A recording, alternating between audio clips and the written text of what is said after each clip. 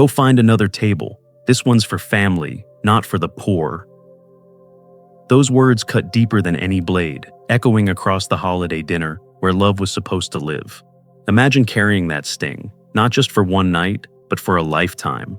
Your dignity stripped away in front of the people who should have cherished you most. That single moment of betrayal set off a chain of events no one at that table ever expected. Before we dive into today's story, I recommend you hit that subscribe button and turn on the notification bell, so you never miss a new story filled with drama, resilience, and unexpected twists. If you enjoy this video, type 1 in the comments. If not, type 0 to let me know how I can make better content for you. Now, settle in, get comfortable, and maybe grab your favorite drink, because this is a tale you won't want to miss. Let's get started. I'm Henry Whitaker, 59 years old, and if you ask most people who passed me on the street, they'd probably say I looked like a man who had lived a hard but ordinary life. They wouldn't see the nights I spent in my woodshop, bent over planks of oak, building cabinets and tables for families who could afford better than what I could buy. They wouldn't see the years of loading freight at the docks on the night shift, just to make sure my boy could attend a decent school. What they would see now is a man in a patched coat, carrying the wear of time on his shoulders, scraping by with handyman work after my small shop went under during the pandemic. Boston is not kind to men who fall behind. The apartment I rent is modest, 2 rooms, drafty in the winter, but it's home. I've kept up with the rent and managed to save a little for repairs on the leaking roof. That savings has always been sacred, a small cushion for emergencies. Christmas was never about money for me. It was about a warm meal, maybe cocoa, and the comfort of music on the old radio. This year, though, my son Jason wanted something different. Jason is 33 now, polished, confident, and proud of his growing chain of restaurants called North End & Company. He lives in another world, one built of glossy menus and investors' handshakes. He married into wealth, Alyssa Davenport, the kind of woman who grew up with country club brunches and ski trips to Aspen. Her mother, Elaine, made her opinions of me clear with nothing more than a raised brow or a dismissive laugh. I was tolerated, not respected. When Jason called, his voice was smooth, rehearsed. "Dad, Christmas dinner at the Clarendon Room. Big celebration. Don't be late, I knew the place. Everyone in Boston did. Polished wood, glowing chandeliers. The kind of restaurant where the wine list alone costs more than I'd make in a week." I pressed my patched coat, shined my old shoes as best I could, and told myself it would be fine. The restaurant sparkled with light when I arrived. Through the windows, I saw garlands hung along the railings, the warmth of a fire glowing in the hearth. Inside, the maitre d' led me to a long table already filled with Alyssa's family. They had the prime seats near the fire, glasses raised in a toast before I'd even taken off my coat. My chair, however, was tucked near a supporting column, at the far end, as if I were a guest who had stumbled in by accident.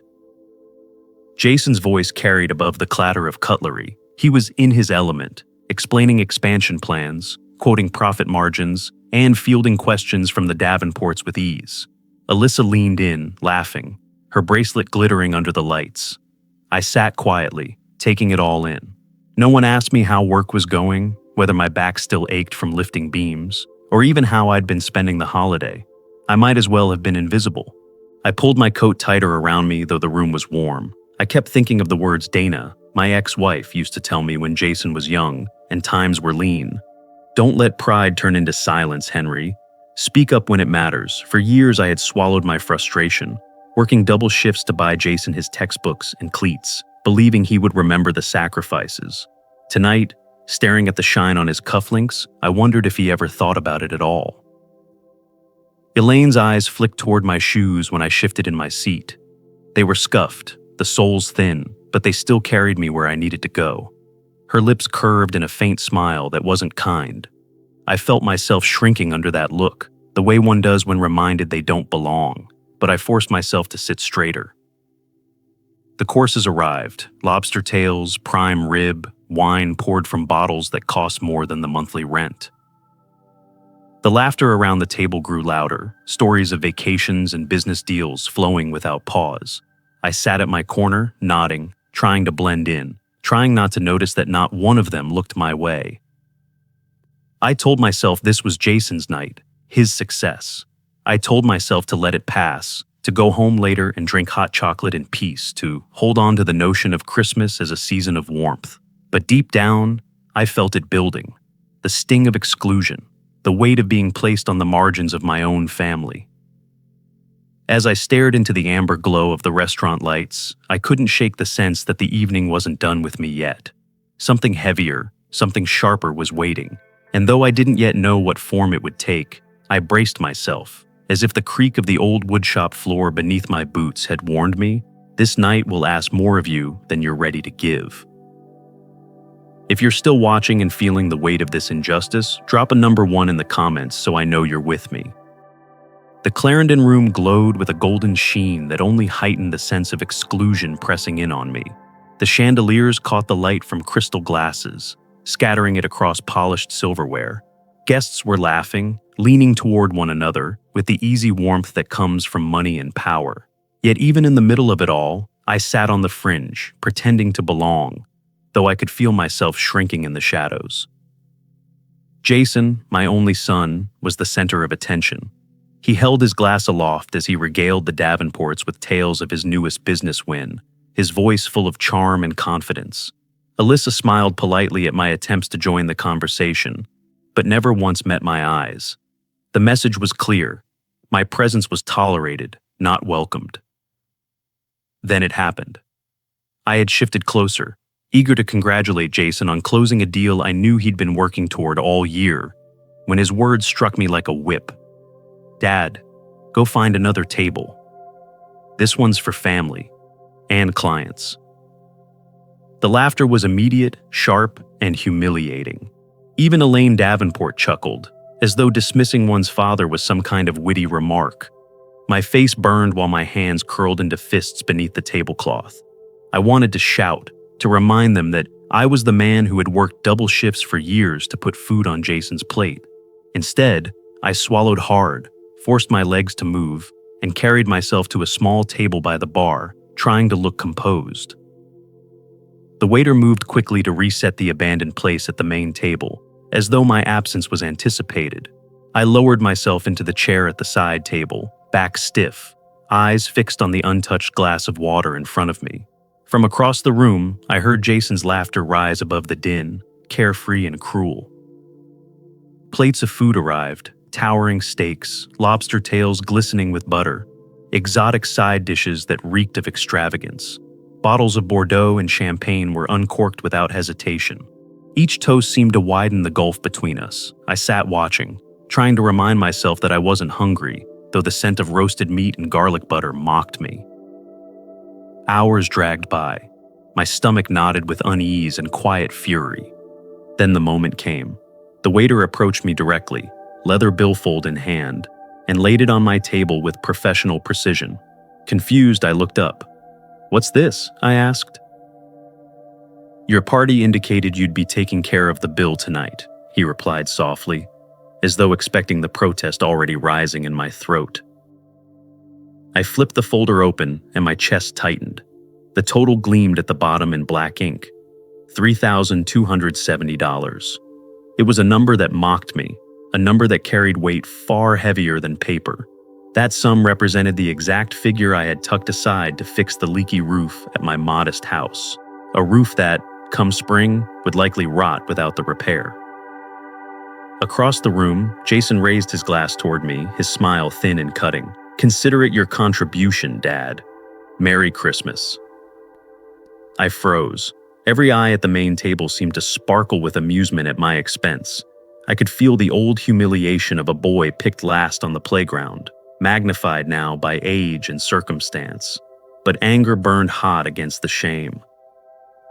My first instinct was to refuse outright, to push the bill away, stand up, and tell the waiter that no father should ever be expected to finance his own humiliation. But then the voice in my head whispered what I knew would follow. Jason would sneer, the Davenports would shake their heads, and I would be cast as the ungrateful, bitter old man who couldn't even buy his family dinner. So, I reached slowly for my wallet, pulled out the emergency credit card I rarely touched, and slipped it inside the folder. My hands shook as I signed, the numbers blurring as though my very vision refused to record the indignity. The waiter took it away without expression, though I sensed his pity lingering in the silence he left behind. When the folder returned, the receipt waiting for my signature, I scrawled my name with fingers that felt suddenly brittle. $3,270 for nothing but mockery, dressed as celebration. I stood, placed the pen down, and forced myself to smile politely at the waiter, unwilling to let my shame bleed on to someone merely doing his job. I adjusted my coat, buttoning it against the cold I already felt inside, and walked out into the night. The Boston wind was sharp, slicing through my thin jacket, but it was nothing compared to the sting of betrayal radiating in my chest. For a long moment, I simply stood beneath the glittering street lamps, breathing hard, staring at the bill crumpled in my pocket. I whispered to myself, steady and low, "Pride isn't silence. Pride is proof, and I'll gather it." The night swallowed my vow, but I knew it was the first step. I would not let this humiliation stand. Christmas had been their theater of cruelty, but I would ensure the reckoning would be mine. If this moment struck a chord with you, type number 2 below. I want to see who's still holding on. The drive back to my house that night felt longer than usual, though it was barely a 30-minute stretch from Boston to the modest suburb where I lived. Snow had started to fall heavily, each flake illuminated in the beam of my headlights. The windshield wipers thumped a slow, steady rhythm like a funeral march for my dignity. By the time I pulled into the cracked driveway, my chest felt hollow, and my fingers ached from clutching the steering wheel so tightly. Inside, the house greeted me with its familiar silence. It was the kind of silence that weighed more than comforted. The furnace rattled as though it too was tired of fighting the cold. I set my coat on the hook by the door and stood for a moment, staring at the sagging ceiling where water stains had spread like bruises across the plaster. I had been saving for months to repair that roof. Now, thanks to Jason, those savings were gone in the span of one extravagant dinner. I opened the refrigerator, hoping for something to ground me. A carton of milk nearing expiration, a few eggs, half a loaf of bread, nothing more. The sharp contrast between this and the lavish spread at the Clarendon room felt almost cruel. I closed the door softly, not from care, but because slamming it would mean admitting just how angry I truly was. The next morning brought the first real sting. My phone buzzed with a notification from the bank. The charge from the restaurant had cleared, $3,270 withdrawn from my credit card. The screen glowed like a brand on my skin. My available balance had dwindled to a frighteningly low number. I felt the weight of that roof collapsing in my imagination, water dripping onto the floors come spring. Years of caution, of living within my means, gone in one humiliating swipe of a card. A new message appeared from Jason. "Thanks for covering dinner, Dad. You made us look good." That was it. No apology, no acknowledgement of the sacrifice, just smug gratitude. He spoke to me as if I were an assistant, not a father. I stared at the words until they blurred, and then I set the phone down carefully, almost afraid of crushing it in my palm. My son had reduced me to a prop for his performance. As the hours crept by, memories came uninvited, lining up like unwelcome guests. Jason suggesting last year that I sell my house to downsize and live off the cash. Jason skipping my birthday dinner 3 years running. Jason laughing off my offer to help paint his new office, telling me it wasn't a job for old hands. And now, this. Christmas was supposed to be sacred, and he had turned it into a spectacle of cruelty. I tried to distract myself by cleaning, pulling boxes down from the hall closet, shuffling through old files. Dust hung in the air, catching the thin light that filtered through the curtains. My fingers landed on a manila folder I didn't recognize, tucked behind utility bills and tax papers. Out of habit more than curiosity, I opened it. What I found inside made my breath stall. Stacks of statements, copies of loan agreements, all bearing my name but written in Jason's hand. Years ago, when I'd co-signed small loans to help him get started, I thought they were paid off. But these documents told a different story. Lines of debt accumulated under my identity, some listed as business capital, others as personal expense advances. The total, circled in red ink on one of the summaries, was close to $80,000. $80,000. The number glared at me, more damning than any insult hurled across a dinner table. Jason hadn't just humiliated me last night, he'd been bleeding me dry for years. I sank into the armchair, folder clutched against my chest. Betrayal has a taste. It's metallic, like blood on the tongue. I realized that while I'd told myself I was helping my son find his way, he had been carving away at my stability. He hadn't stumbled into selfishness, he'd planned it, counting on me never to notice, never to fight back. Anger finally began to overtake the shame. My hands steadied as I spread the papers across the coffee table. I examined each one, committing dates and amounts to memory. He had forged my name on at least 2 of them. I could see it clearly, the shaky imitation of my signature. My jaw tightened. This wasn't just arrogance or cruelty. This was fraud. The room was cold, the radiator struggling to keep up with the winter storm outside, but I hardly noticed. My blood was hot now, coursing with a fury I hadn't felt in years. Jason thought I was too broken, too weary, too poor to fight back. That was his mistake.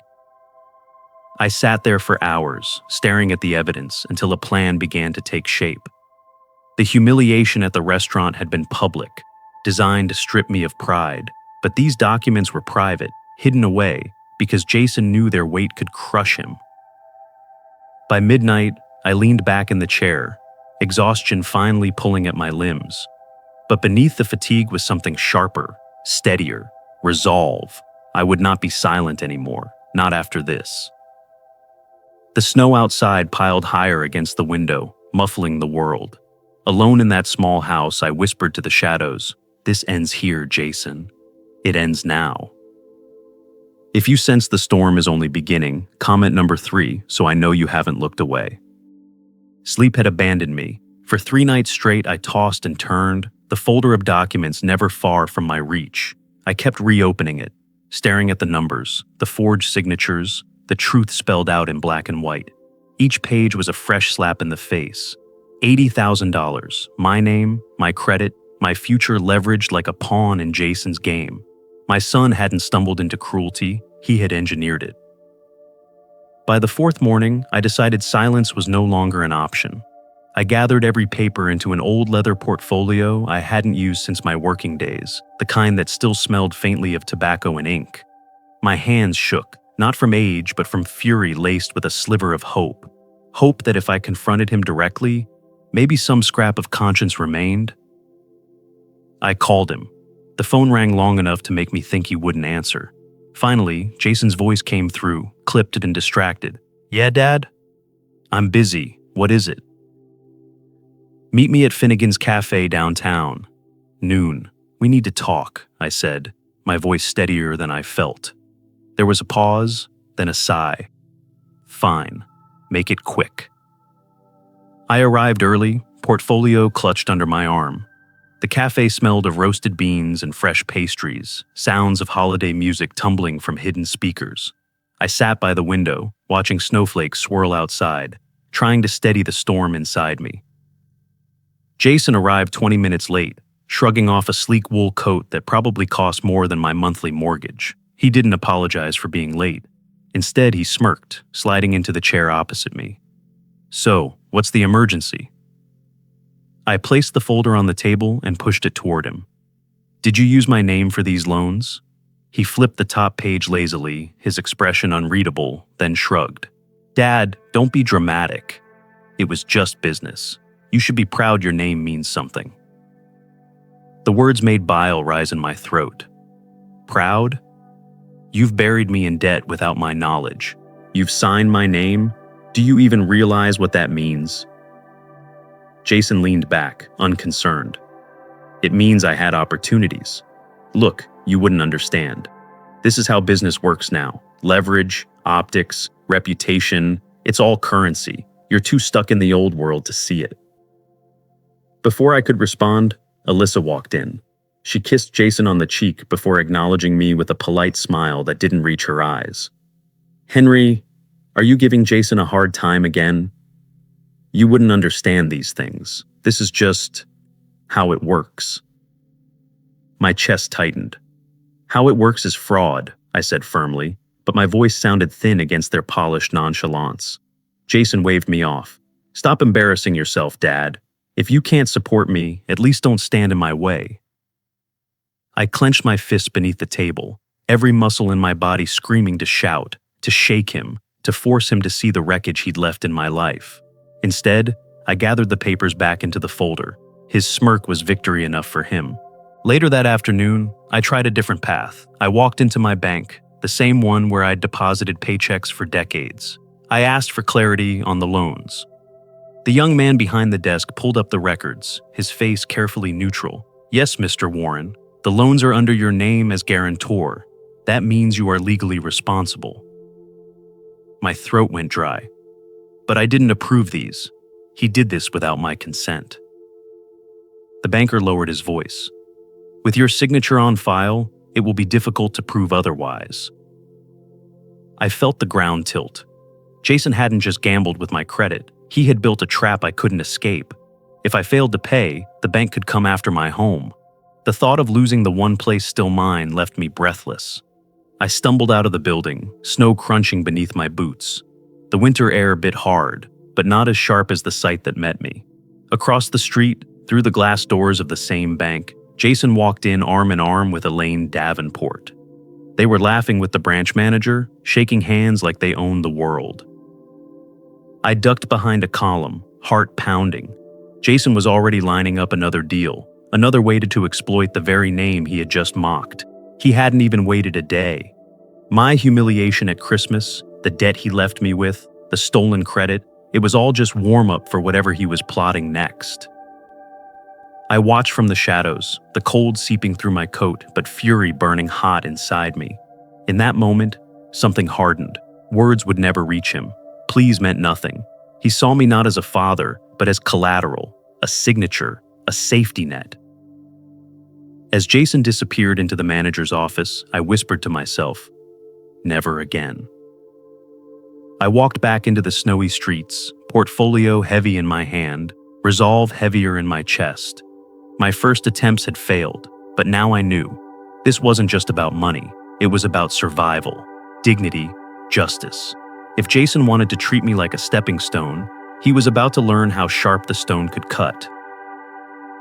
If you feel the tension rising and want to see where this goes, write number 4 in the comments right now. The invitation arrived in a crisp white envelope with gold lettering. Cecily Simor. As though the fancy paper could disguise the manipulation behind it, Jason was hosting a belated Christmas reception at one of Boston's grand hotels. The note said he wanted his whole family present, but I knew what it meant. He wanted me there not out of love, but to serve as a prop. A humble, aging father, standing in the corner, made him look respectable to the people who mattered, his clients. For a week I debated whether to go. My pride screamed at me to stay home, to let him flounder without me. But something inside me knew this was the arena where the truth needed to be spoken. I gathered the folder of documents, tucked it into the inside pocket of my worn coat, and promised myself I wouldn't leave the hotel silent. The ballroom glittered with opulence. Crystal chandeliers rained light on linen-draped tables. Waiters moved like shadows, refilling glasses with champagne before they were even half empty. The crowd was a mixture of sharp suits and sequined gowns, the city's movers and shakers in full holiday display. Jason stood at the center, smiling that broad, rehearsed smile.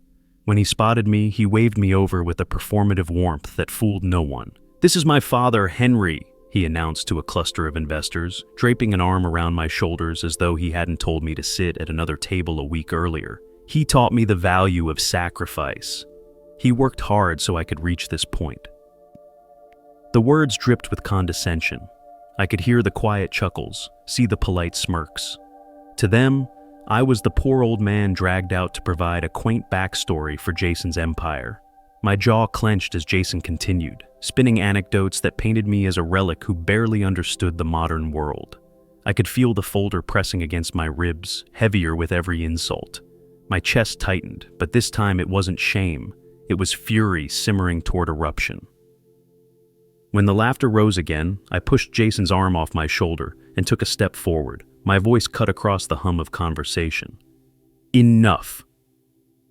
The ballroom fell silent. Dozens of eyes turned toward me. Champagne glasses paused mid-air. Jason's smile faltered. Dad, not now. I reached inside my coat and pulled out the folder, laying it flat on the nearest table. You've used my name for years, Jason. You forged my signature. You buried me in debt and stripped me of the savings I worked a lifetime to build. And tonight, after humiliating me in front of strangers, you parade me out like some stage prop. A hush fell deeper than silence, the kind that buzzes in your ears. Jason forced a laugh. He's confused. My father's old, you know how it is, mixing up papers, getting dramatic. I flipped open the folder and held up a page, the bold numbers and false signature visible. These loans are in my name. Loans you never paid. $80,000 worth of deceit. That's not confusion. That's theft. Murmurs rippled through the room. I saw eyebrows arch, glasses lower. Investors whisper. Jason's face flushed red. You pathetic old man, he snapped, dropping the mask. Everything you ever had came from me. Without me, you're nothing.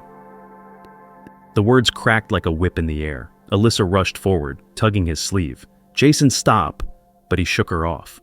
Elaine Davenport tried to laugh it away, saying, Henry's always been intense. Yet the tension was already unbearable. Then, from the back of the room, a voice cut through. That's not true.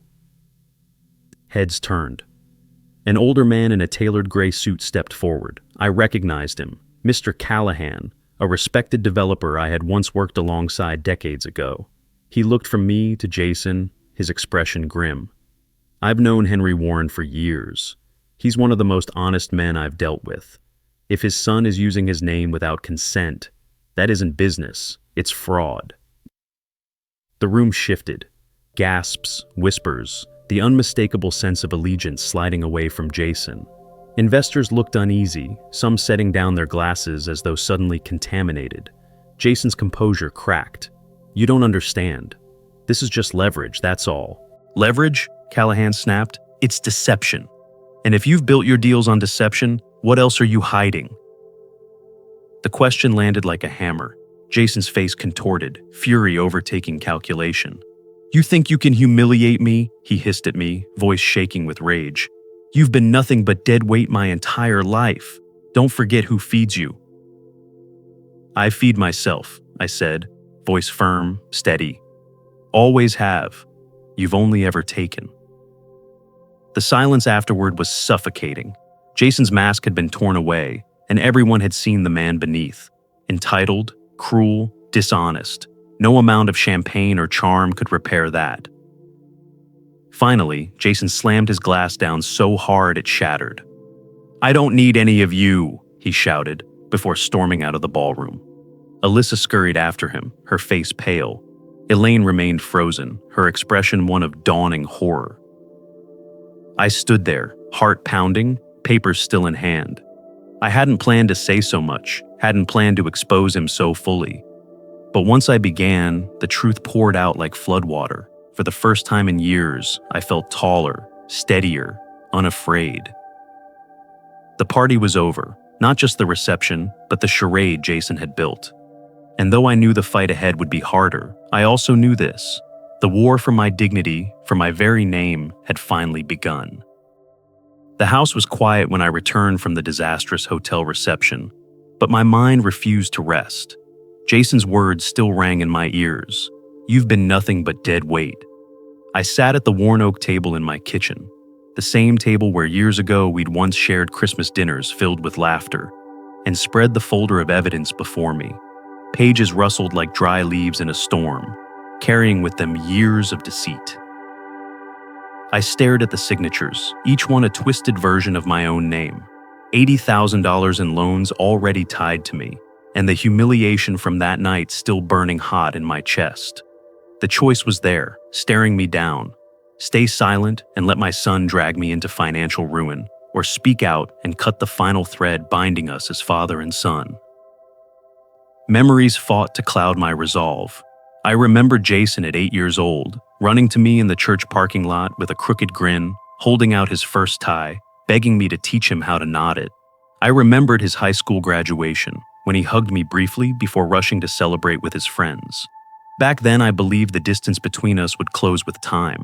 Now, I saw it for what it was, the widening of a canyon. The silence of the room broke when my computer chimed with a new email. I clicked it open.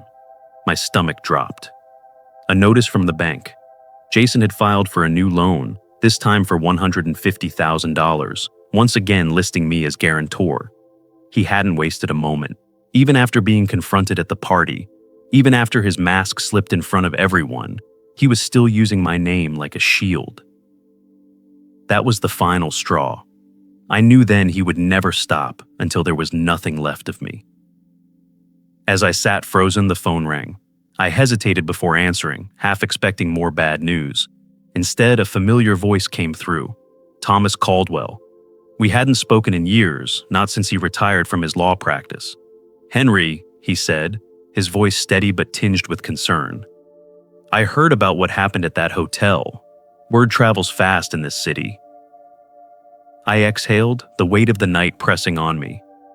"You heard him humiliate me?" "I heard he humiliated himself," Thomas replied. "And I also heard you've got documents, evidence of his misuse of your name." My eyes swept across the papers on the table. More than enough. "But he's my son, Thomas. Taking this to court means destroying what little family I have left." There was a pause on the line, then his voice came firmer. "Henry, if you don't act now, he'll bury you alive under his debts. The law can protect you, but only if you choose to use it.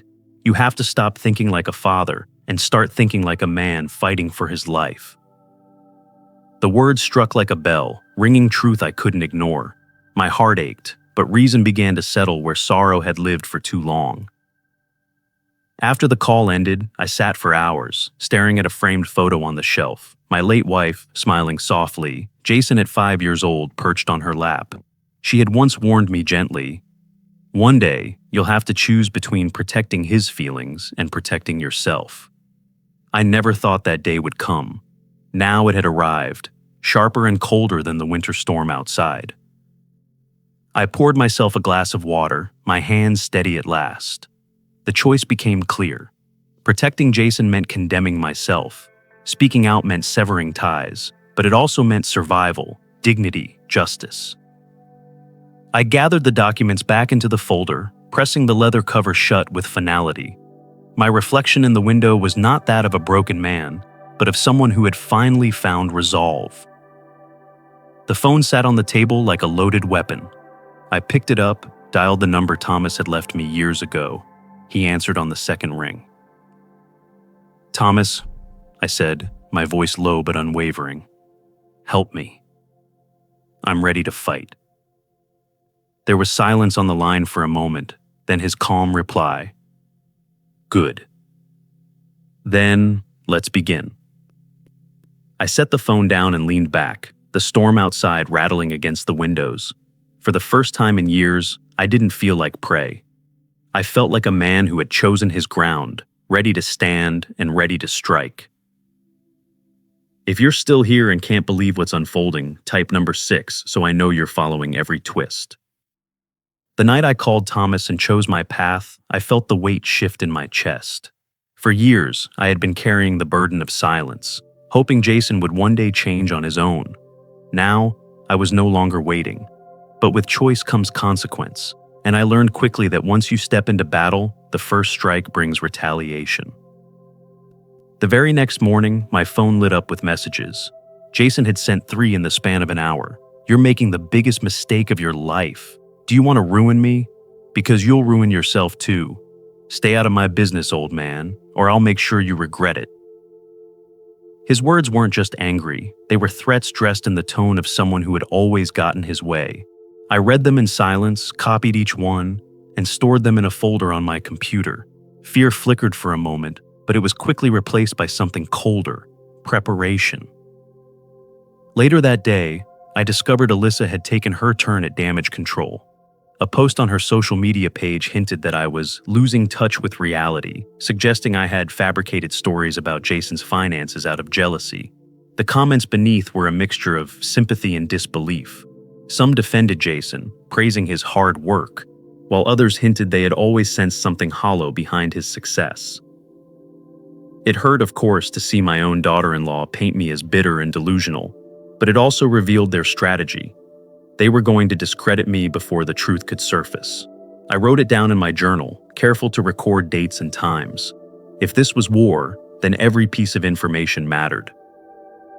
Elaine Davenport, who once welcomed me with a polite smile, suddenly stopped calling. I'd learned from a friend that she was keeping her distance until the scandal cleared, not wanting her company's name tangled in Jason's mess. That was fine. Her silence told me everything. Loyalty had its limits when reputation was at stake. For me, the house felt colder than usual, but oddly lighter too. Each echo in the empty rooms reminded me I was no longer hiding.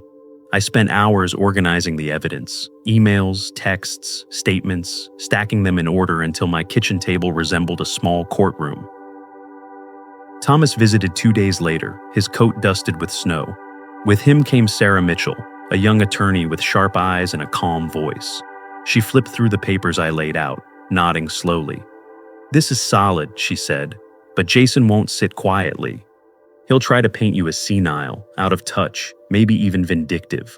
We need to be ready for that." "I know," I replied, my voice steadier than I expected. "I've been underestimated before, but I won't be this time." Sarah gave me a thin smile. "Good. Because this won't just be about numbers, it'll be about credibility. And right now, you have it. Jason's arrogance will be his undoing." With Thomas's encouragement, I signed the paperwork officially authorizing Sarah to represent me. My hands trembled only slightly as the pen scratched across the page. When it was done, I felt as though I had crossed an invisible line, no longer a father pleading with his son, but a man demanding justice. That evening, something unexpected happened. Helen, my old neighbor from years ago, knocked on my door. She was bundled in a scarf, her cheeks pink from the cold. In her hands, she carried a yellowed envelope. "Henry," she said softly, "I think you should see this." Inside was a copy of a notarized statement from a decade earlier. Jason had come to her house asking for her signature to witness a transaction, but the paper in my hand showed her name forged, her signature crudely imitated. "I didn't sign this," she whispered, "but my husband found it once in Jason's files.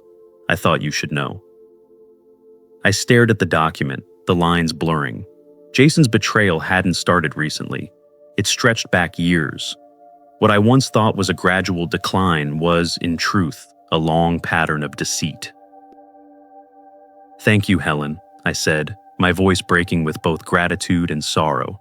She patted my arm gently before leaving me alone with the paper. I sat back at the kitchen table, the old lamp casting shadows over the mountain of evidence. My life had been reduced to documents and betrayals, but for the first time, I wasn't afraid of what they represented. Instead, I felt ready. I whispered to myself, the words steady, final. If this is war, then war it shall be.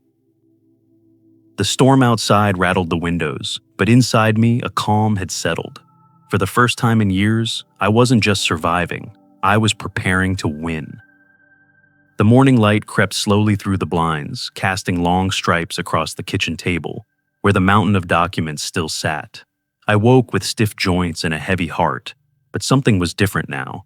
The despair that had kept me frozen for weeks had shifted into something sharper, purpose. I poured myself a cup of coffee, sat down, and began to sort through the mess. For the first time, I didn't see chaos. I saw order waiting to be built. I divided everything into piles. One stack for fraudulent loans, another for the text messages, Jason's threats and insults, a third for the humiliations he had staged in public, like that night at the Clarendon Room. Each pile was a wound, but together they told a story of betrayal so clear it couldn't be ignored. By mid-morning, Sarah Mitchell arrived with Thomas in tow. She carried a slim laptop and a calm determination that immediately steadied me. "All right, Mr. Warren," she said, spreading out her notes. "We're going to build this case piece by piece. Civil claims for damages, criminal claims for fraud and identity misuse. Jason will deny it all, and he'll try to discredit you. But with enough documentation, the truth will be undeniable." Her words were precise, her tone firm, but not without compassion. I nodded, feeling that rare comfort of knowing someone had stepped into the fight beside me. For the first time in months, maybe years, I didn't feel alone. Thomas leaned back in his chair, adjusting his glasses. "Jason will hit back. Expect false stories, maybe attempts to bribe people, maybe even a smear campaign. He'll use money and charm to make others question you. We'll have to stay ahead of him." I felt my throat tighten. He's already trying. Alyssa called me delusional online. Elaine's gone quiet to protect her own skin. I know what's coming. Sarah tapped the table. "Then we go on the offensive. We'll reach out to his past associates. If he's done this to you, chances are you're not the only one." That afternoon, we began making calls. Thomas reached out to old contacts, while Sarah sent formal requests for information. And slowly, the cracks in Jason's carefully polished facade began to show. One of the first to respond was Mr. Miller, a retired contractor who had worked with Jason years earlier. His voice was steady on the phone. "Jason created fake contracts to pocket extra profits," he admitted. "I suspected it, but I didn't have proof back then. If you need me in court, I'll be there." When I hung up, my hands shook, not from weakness, but from the realization that Jason's pattern of deceit stretched far wider than I had imagined. Later, Sarah's inbox chimed with an email from one of Jason's own employees. The message contained a forwarded chain where Jason bragged openly, "My old man doesn't even know he's my bank. He's too clueless to stop me." Reading those words hit me like a punch to the gut, but instead of crumbling, I felt steel settle in my spine. That email wasn't just proof, it was his own confession. We printed it out, added it to the growing pile of evidence.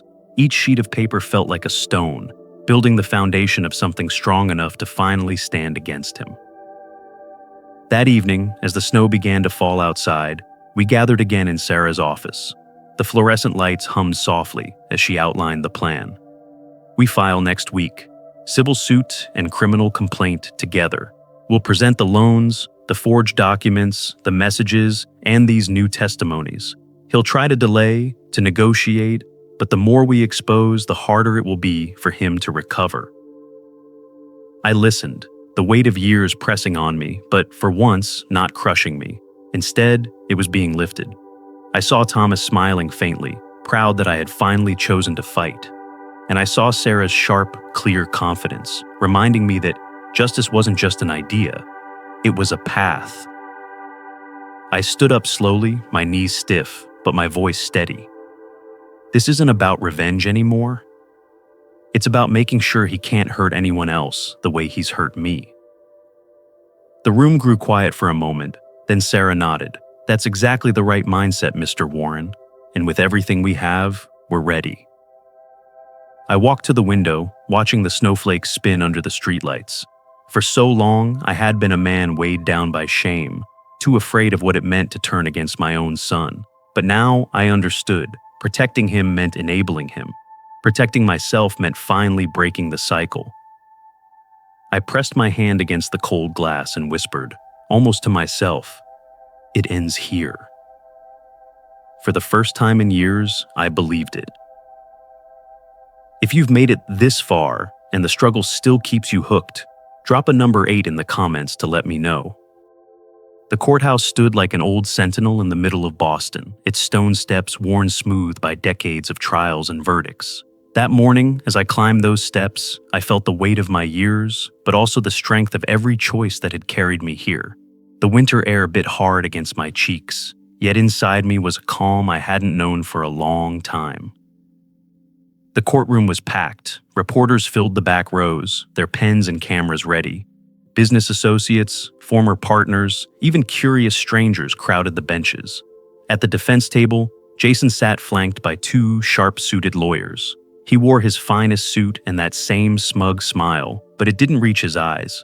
I took my seat beside Sarah Mitchell, who arranged our folders with meticulous precision. Thomas sat a row behind, his presence steady, a reminder I wasn't alone. When the judge entered and called the session to order, the hum of whispers died away. Sarah stood, her voice steady as she began to lay out our case. One by one, she introduced the evidence: loan agreements with forged signatures, copies of bank statements, text messages filled with Jason's threats, and finally, the damning email where he had bragged, "My old man doesn't even know he's my bank." The words echoed in the quiet courtroom. Murmurs rippled through the crowd. I saw Jason's jaw tighten, his confident mask beginning to crack.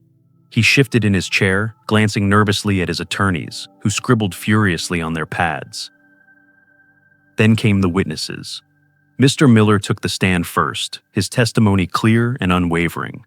He spoke of fraudulent contracts, of Jason skimming profits through deception. Next was Helen, my old neighbor, who confirmed the forged signature from years ago. Her voice trembled, but her honesty rang out like a bell. Each testimony was another nail hammered into Jason's defense. Jason's attorneys tried to paint me as senile, a bitter old man confused about his finances. They asked whether I might have signed documents without remembering, whether I was misinterpreting friendly texts as threats. But Sarah countered every attempt with calm precision, guiding me to answer clearly, presenting each piece of evidence like an anchor, pulling us back to the truth. The turning point came when the prosecutor read aloud the infamous email. The room went silent, the words cutting sharper than any blade. Jason tried to laugh it off, saying it was just a joke, but the damage was done. The smirk on his face only made the dishonesty more visible. By the time closing arguments were delivered, the outcome felt inevitable. Jason no longer sat tall. He slouched, his hands gripping the edge of the table as though he might slide out of view.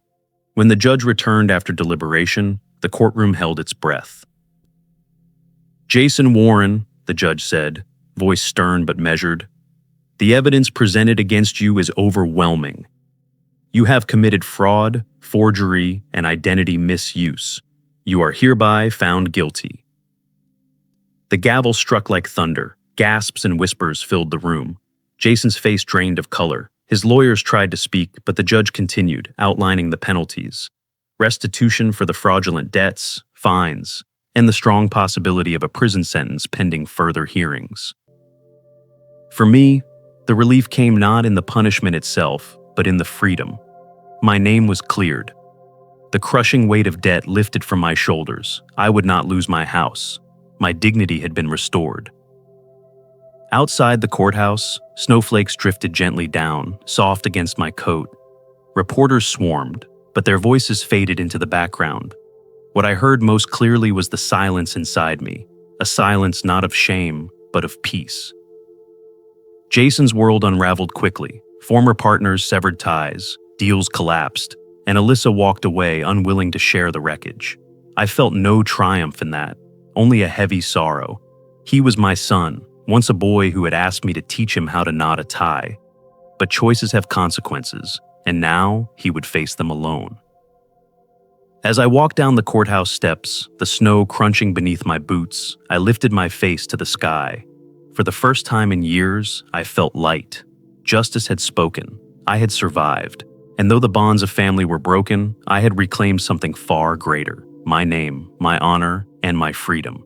The weeks after the trial unfolded in a strange mixture of silence and clarity. For the first time in years, I woke up without the weight of dread pressing against my chest.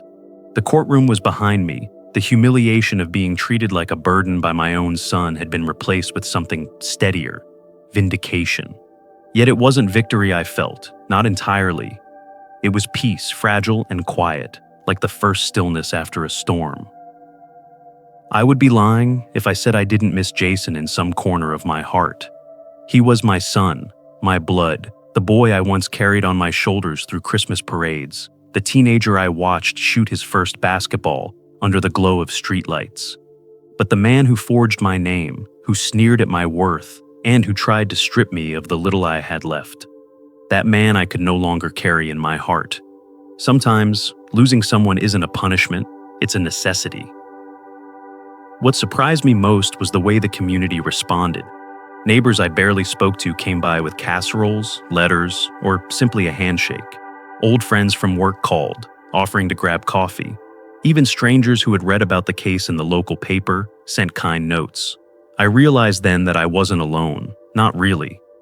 The betrayal of one son did not erase the compassion of many others. Dignity, I learned, is not restored in solitude, but in the recognition of others who see your worth. Thomas became like family to me, checking in daily, offering quiet companionship. Sarah, my attorney, never once treated me like a client who had simply paid for her services. She became a confidant, someone who reminded me that justice wasn't just about legal documents, but about reclaiming one's voice. And my late wife's memory, coupled with the steady wisdom of my own mother's teachings, became the compass I now lived by. Family, I've come to understand, is not a word bound by blood. It is built on respect, on kindness, on the willingness to stand beside someone when the world turns away. Jason failed that test, but others rose to meet it. In them, I discovered a truer sense of belonging than I'd ever felt around my own dining table. I began to fill my days with small acts of purpose. I volunteered at the local church, teaching young men how to understand finances so they would never fall prey to manipulation or debt traps. I started a modest scholarship fund in my wife's name, dedicated to helping children from struggling families pursue education without the crushing weight of loans. In doing these things, I found that legacy wasn't about how much you left behind in numbers, but in the values you instilled and the lives you touched. And so, I share this lesson, not as a man who triumphed, but as a man who survived. Betrayal from family cuts deeper than any other wound, but it does not define you. The worth of your life cannot be measured by those who belittle you, nor by those who exploit you. If someone you love turns your kindness into weakness, remember that speaking out is not disloyalty. It is self-preservation. Justice, though painful and slow, is a gift you owe yourself. I don't know what Jason's future will hold. Perhaps one day he'll regret what he's done. Perhaps he never will. That part of the story no longer belongs to me. What belongs to me is my dignity, my freedom, and the small community of people who remind me daily that I am not defined by rejection, but by resilience. I may have lost a son, but I found myself again, and in that, I gained more than I ever lost. In life, betrayal often cuts deepest when it comes from those we once believed would stand beside us unconditionally. The pain of being dismissed, humiliated, or used can linger longer than any wound to the body. Yet, within that pain lies an unexpected chance for transformation. What first feels like the collapse of everything familiar can, in time, reveal the strength to rise, to define oneself outside the shadows of others, and to walk forward with dignity restored. There is a universal lesson in such moments. The ties of blood do not always guarantee love, nor do they assure loyalty. True family is not determined by birth, but by compassion, respect, and the willingness to stand in another's corner when the world turns cold. When those closest betray trust, it can be tempting to let bitterness take root, but healing begins the moment one chooses not to be defined by cruelty, and instead to shape a future built on integrity.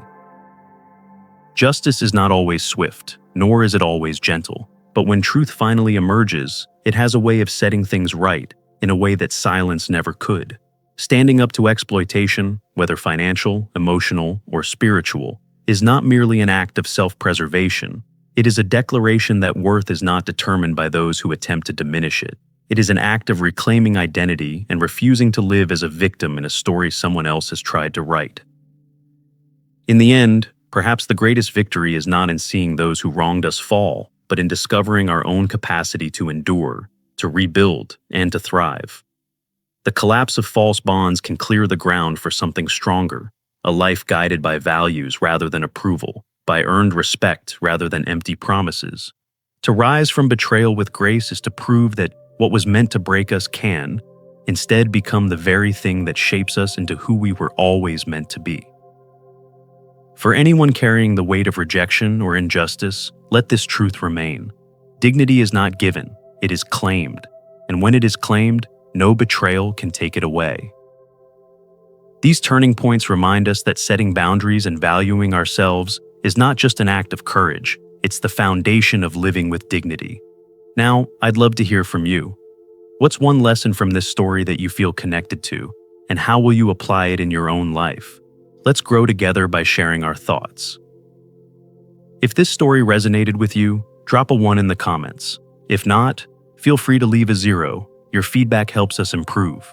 And don't forget to like, share, and subscribe for more stories that touch the heart and spark reflection. Thank you for watching, and here's to living life with strength, honesty, and authenticity.